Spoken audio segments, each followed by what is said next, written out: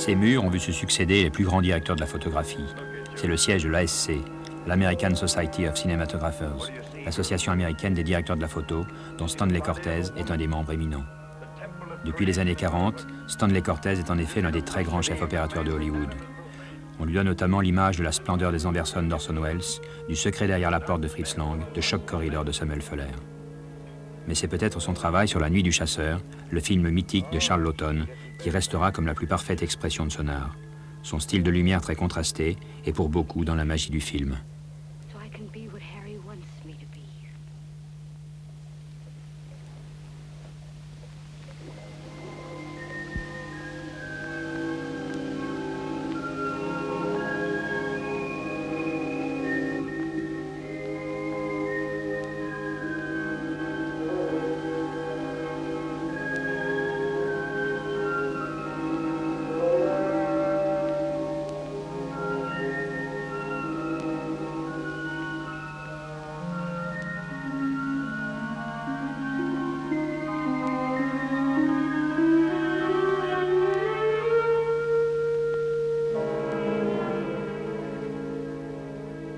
I found Charles Laughton a most exciting man to work with. I learned a great deal from Charles. That Charles could do some marvelous things with people. He had a way with performers. He had a way with actors, and children particularly. When we had that, he had a marvelous way with them. And also with Lillian Gish, and also Robert Mitchum and Shelley Winters. They had a profound respect for Charles. And they had the respect only because they, too, learned from Charles. Children.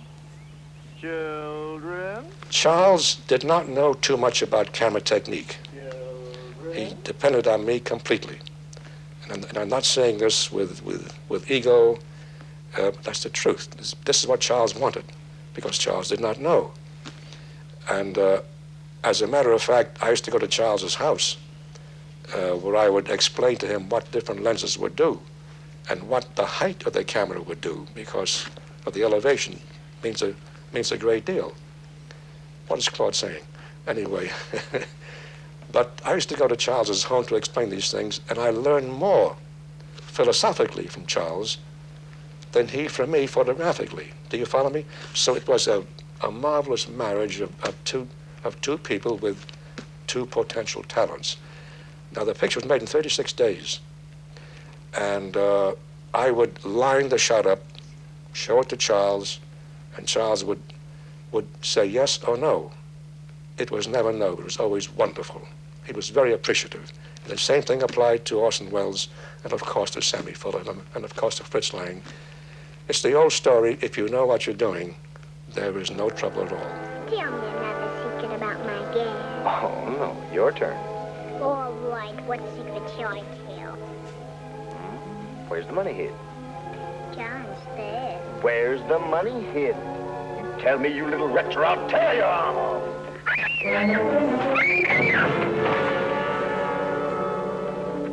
Did you have a basic idea of what you wanted to do, you and Charles Laughton, on The Night of the Hunter in terms of the lighting? It was my concept completely. What was it? That's hard to explain.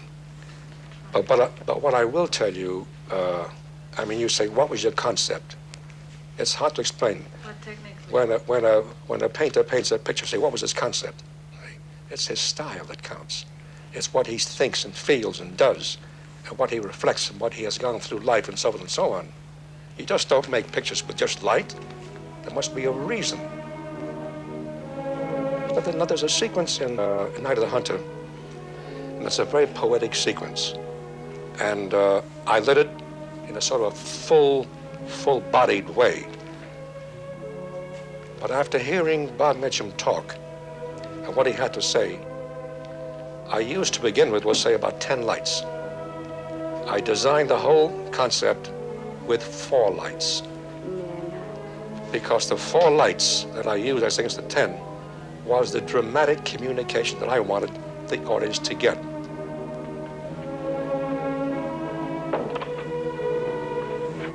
Harry? Fix that window shade.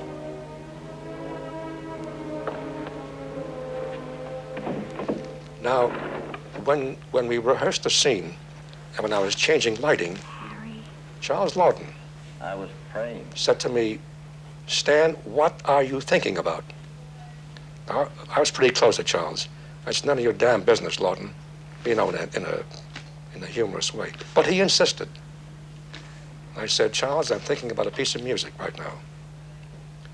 And he said, "And may I ask what the music is?" I said, "Waltz Triste." Now, before I go any further, music plays a very important part in my work because it gives me the key to a characterization of lighting. Now, another thing happened all this time, and Charles turned his face red. He said, "How right you are." Because the music of Waltz Triste is a waltz strange tempo. Beam, bum, da-dum, bum, bum, bum, bum, dee-da-da-da-dee-da-da, you know, down the line. Well, Charles was so impressed that he called, and this never happened before, he called the composer, Walter Schumann, on the set to watch what I was doing visually so that he, Schumann, can do musically. And that's how the waltz tempo was designed on Night of the Hunter.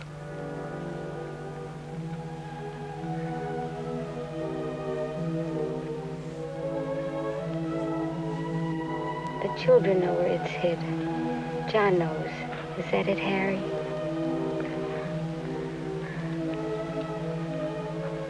But it's still here amongst us, tainting us. You must have known about it all along, Harry. But that ain't the reason why you married me. I know that much. Because the largest will let it be. He made you marry me so you could show me the way and the life and the salvation of my soul. Ain't that so, Harry?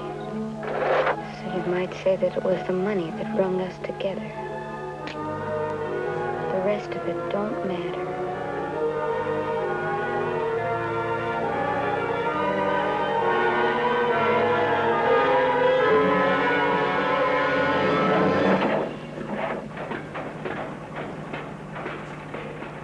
Would you describe The Night of the Hunter as being a low-key picture? I would consider that as a contrast picture, not necessarily in terms of a low key, because that was shot in a very high key, but the impression of a low key. You follow me? The expression of low key is a very erroneous expression. When people think in terms of low key lighting, they think in terms of using a very small amount of light. You see? Now, I can use a great many lights and still have a low-key effect or a low-key feeling. We did something in Night of the Hunter, which I think is very interesting.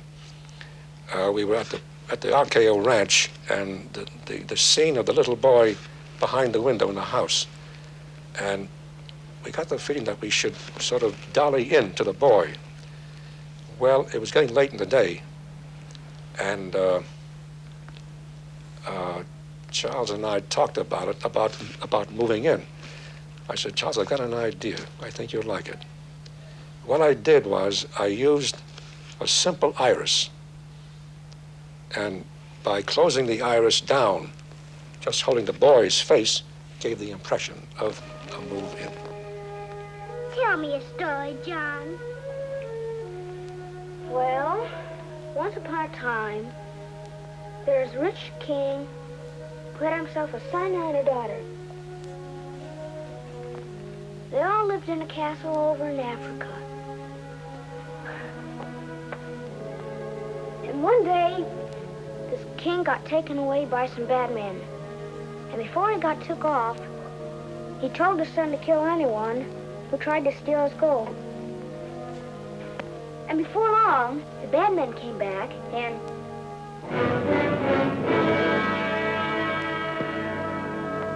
Without the move of the light, the audience never would have been able to communicate. Photographically and directorially, if there is no communication visually, then you're in trouble. You see, what I'm trying to say to you is that I may have a preconceived idea of lighting or camera technique. And let me finish. I have a preconceived idea of lighting and also camera technique. But once you get on the set and you hear the performers talk, you change. You change because when you read the written word, it is one thing. And when you see and hear the written word, it's a completely different thing. So therefore, the sensitive artist will completely change his concept of the lighting scheme and the physical camera technique scheme. Am I clear on that point? That's a very important point. Never once did Charles Laughton, Sammy Fuller, Orson Welles, or Fritz Lang ever interfere with me in terms of lighting, in terms of camera setups. We discussed it, yes. And don't get me wrong, there's only one general, and that's the director. So what all these cinematographers whose photos are on the walls, what do they have in common? They have one great thing in common, which is a dedication to the motion picture industry. And each one, including myself, realizes that being part of the industry, we have a great responsibility. Each one is a separate character by himself. And each one has a different style. The dedication is there, and the principle of light is always there. It's a question of the usage of light and how to use it. Now, there are several names up there that I want to talk a little bit about. The first one is Leon Shamroy. Then there's Victor Milner, did many of Cecil B. DeMille pictures. Then there's Hal Moore, whom I used to assist many years ago. Then there's Lee Garms, there's Johnny Seitz, there's George Folsey, and of course Arthur Miller. These are great cinematographers. We have Bill Daniels up there. We have Bernie Guffey. We have Arthur Edison, Renahan, men who have started color, men who were involved in color, men who built cameras, men who designed lenses. I'm very proud to have been part of it, if you want me to put it that way to you.